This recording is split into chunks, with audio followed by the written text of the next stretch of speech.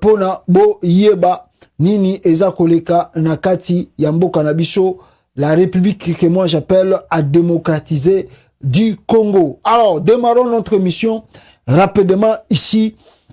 Bandeko boza kolanda biso awa. Alors, là on y toko bandanango ya libosho. Alors, peuple congolais, to utegi koyoka Félix Tshisekedi, normalement fallait ça la voyage moko na Bruxelles awa.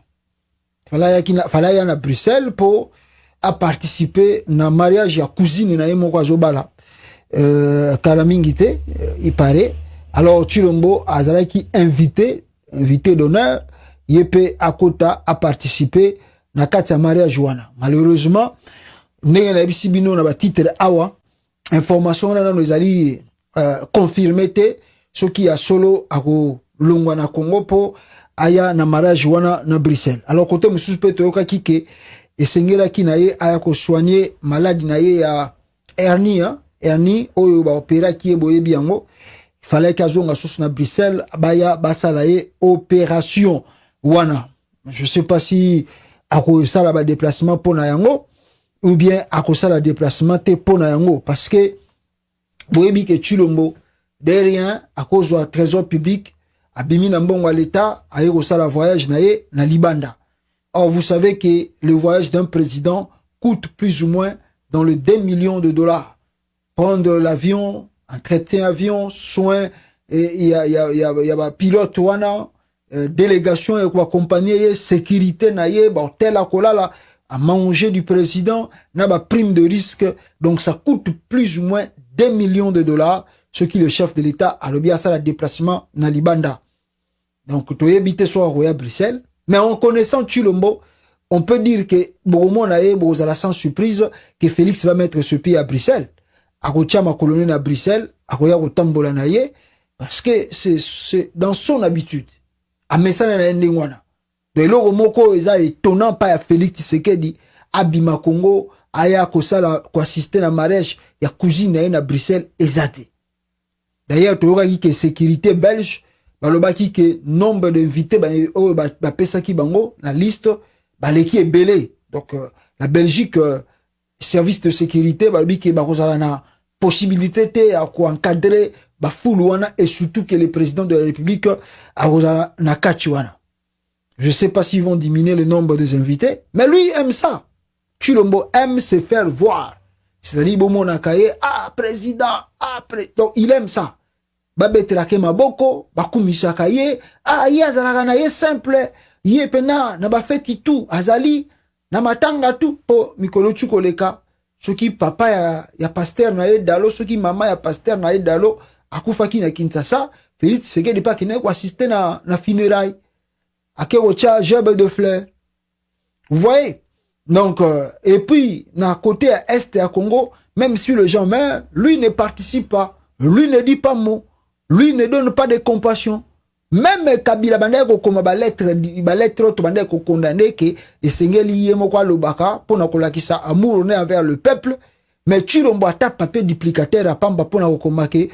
En tout cas, mes condoléances aux familles éprouvées, nous faisons tout. Rien à komarate. Na batu ba kufa na tongo, na ba kufa na midi, na ba kufa na pokwa etaliete. Mais ce qu'ezali mariage, ya mwana dalo aza parrain. Ce qui, je ne sais pas, papa, ni tout ça qu'on dit que c'est pas mauvais d'aller assister. Mais le chef de l'État, ils ont bisika kokende na bisika kokende pété. Compte tenu à fonction na ya occupé. Mais Bogomo na ya kokende. Partout il est là. Pareil de mariage lelo, pareil de matanga lobby.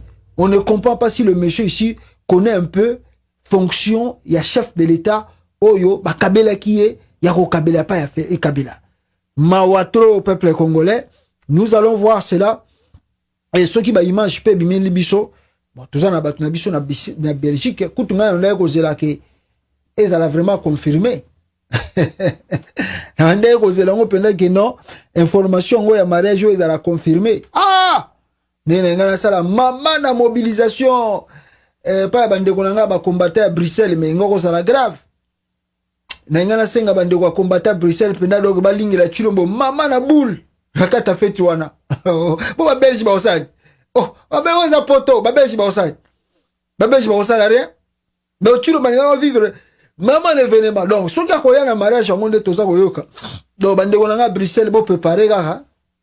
Donc si Chilombo va venir, bande konanga boya et belé bino pe comme ben invité. Ça fait ta chef. Donc à revivre maman na scène na Bruxelles donc ah Félix na makambo tozo le kana Congo, na ba guerre tout partout. Na ndenge ba armée ba Rwanda ya Burundi bazo kota Congo ba commence na RDC na ba Zambie tout. Chilombo sous ya fête na Bruxelles. Ah, juro Chilombo ko niata. OK, on a donc aya kaka poto ya ko bata manenga komiko ya wana. Mais si Félix Tshisekedi s'hazarde, ya ko pesa o date quelconque que non, je vais venir tel jour en France, en Angleterre. Ah! En Bruxelles, Chilombo même en Allemagne. Akomona mamana bulu yeke o ba combattant ba ko tia mulunge a ko regretter. Kabila kuta zo eloko wana na zoate. Lumbe moko kolanda Chilombo soka meyi ko tia makolo na poto lo bakaka ya ke ba combattant ba yebite azo ko leka ya mbango mais soki Félix accélère annoncer que non je serai dans telle date na Paris ou na Europe a ko vivre ya lumbe mwete ya ba combattant bongo touro déjà peto comme au sangana bandeko na biso ya baluba po misusu bazalaki ba fanatique aveuglé bango moko lelo bandeko ya Kasai la plupart d'entre eux malgré que ba misusu bazana na molimo wana tribalisme hein molimo wana régionalisme mais la plupart d'entre eux babi que vaut mieux faire partir Chilombo que Tomi Bomana na biso ba congolais pour Chilombo va partir après bongisi Mbujima ite abongisi Kasa ite abongisi Kananga te abongisi soki basankuru te. Donc pourquoi toko kufa victime ya Félix wana bandeko nanga ya Kasai ba komi ko benganga ba bisinga pasta yebisa ba congolais biso ba Kasai toko kufa victime ya Chilombo te.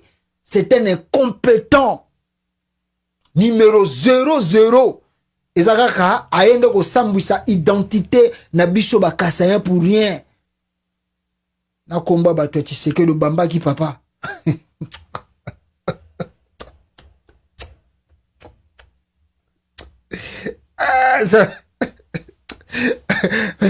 Na komba bato ezaka yote ozo bambi komba na Tshisekedi po kisaka ata komba bato soni ah Félix bato bazo talo pe na libanda oh mwana Tshisekedi bien bato d'ailleurs vraiment tant azala qui vivait yo ko mi bamba komba Tshisekedi le vieux ne voulait pas accepter il voulait même te porter plainte ah oyo ko bamba na kombo na ye pour na kaka o salir ga identité kombo wana Tshisekedi ngaka za modèle de référence.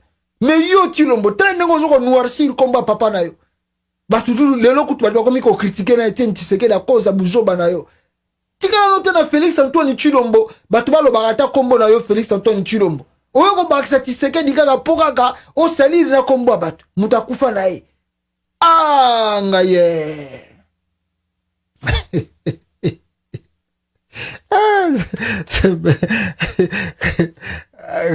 Congo eza makambu trop Chilombo ah yango ninga benga mingi Félix Antoine Chilombo na kombo wana boyoka Tshisekedi ezaka ya été abamba ngoko bamba oh bokendo kotala na po choki basala élection ba député ba bimaka na 2011 ba kombo na bango to eza na palais du peuple wana na Assemblée nationale bokendo kotala kuna botala kombo oyo Félix Tshisekedi azalaki député élu na Congo kuna kombo nezaka na Félix Antoine Chilombo. Je crois que Tshisekedi point. Nana wa ba document oyo eza ko approuver. O ya a Baksa Tshisekedi nasima. C'est un mafieux. Ah, Chilombo. Voilà.